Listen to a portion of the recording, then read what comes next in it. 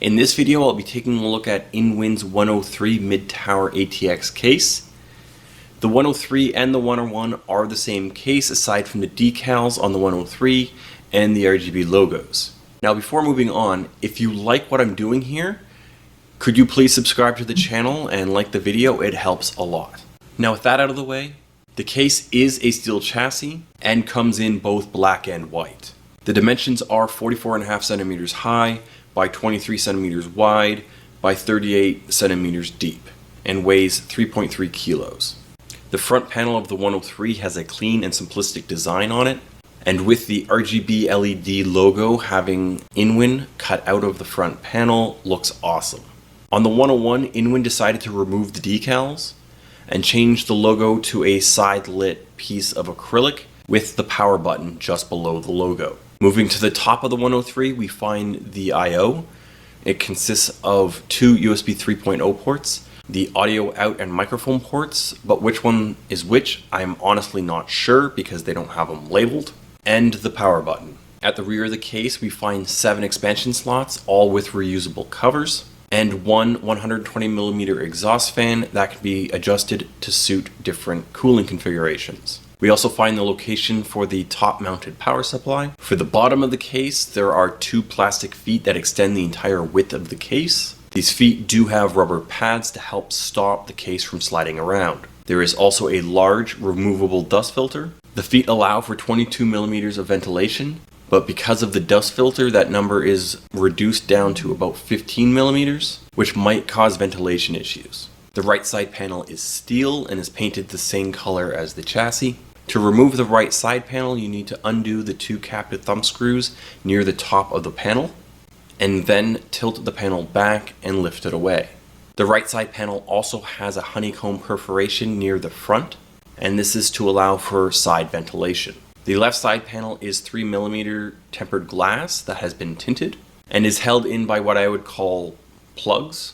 To remove the glass panel is similar to the right side panel. You pull out the plugs near the top of the panel, and then tilt the panel back and lift it away. Now moving to the inside of the case, there's an attic that has a fan cutout for the power supply. This should help exhaust hot air from the main chamber. The attic supports up to a 200mm power supply. We also find a second cutout. This one is for the EPS cables. And there are 2 drive bays located near the front of the case. These bays can hold either a 3.5 inch or a 2.5 inch drive. The entire drive cage can be removed if you don't want it. The motherboard tray has 4 cutouts, 3 of which are for cable management, but if you use an ATX motherboard, only 2 cutouts will be usable. There are no rubber grommets in this case, which at this price point is a little strange, but all the cutouts have been nicely folded. The 103 supports mini ITX, micro ATX, and ATX motherboards. You can install 2 120mm fans to the right of the motherboard tray. If you wish, this can be removed. The maximum GPU length is 420mm, but this will be cut down to 305mm if you decide to mount a radiator on the side. The maximum CPU cooler height is 160mm. Now looking at the back side of the motherboard tray, we are given 19mm for cable management, and we can see 2 2.5 inch drive mounts, and we also see a channel of cable tie downs. The 103 can support up to 6 120mm fans.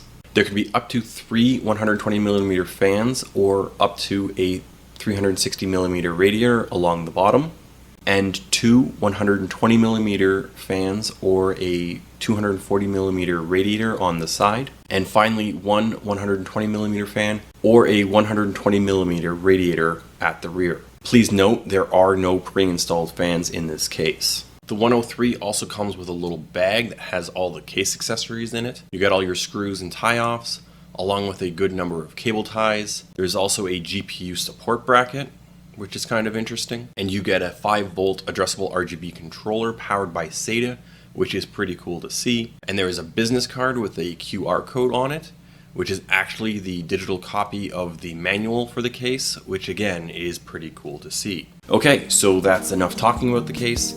It's time to build in the case.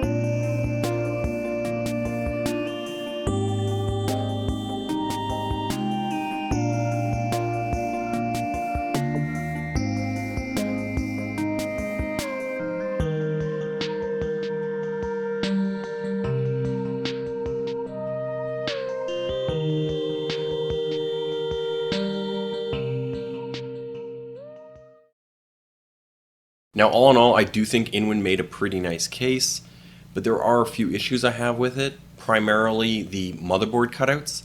The size and location seem to be that you have to actually pick a very specific motherboard to suit the case, opposed to having the case suit multiple motherboards. Now, this is something I never really thought of because I never actually had one, but I don't specifically like tinted tempered glass.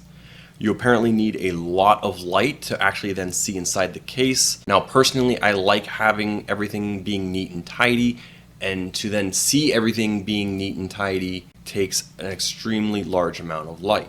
Now, my last concern is that there are no pre-installed fans. Now, I do understand this works both ways. It does help reduce the purchase price of the case, but then it does require you to purchase additional fans, which then might make you spend more than you originally thought you were going to. I would just like to see at least one pre-installed fan in the case. Positives, I really do like that it supports up to 6 case fans, and there's actually support for up to 3 radiators in this case, which is really nice to see. Cable management was really nice. There is plenty of room to even have cable extensions. And the last thing is the case looks amazing. To cool the CPU for the case torture tests, I used the Uphere AC12 RGB. The case fans I used are the Arctic P12 PWM PST. So the Inwin 103 in its stock configuration, meaning no case fans, had a idle load of 9 degrees Celsius as a delta T, and at load it was 48 degrees above ambient. Adding a rear exhaust fan brought the max load temperature down to 44 degrees Celsius. With the rear exhaust fan and adding in 2 intake fans to the side kept the max load temperature at 44 degrees. Switching the 2 side fans from intake to exhaust kept the max load temperature at 44. Having the rear exhaust fan with 2 bottom intakes had the max load temperature be 44 degrees Celsius. Now, taking a look at the GPU, I used my GTX 1070 with the Inwin 103 at its stock configurations, again meaning no fans. The idle temperature was 6 degrees and the max load temperature was 47 degrees. Adding in 1 rear exhaust fan brought the maximum load temperature down to 44 degrees. And having the rear exhaust fan and 2 side intakes kept the GPU temperature at 44 degrees.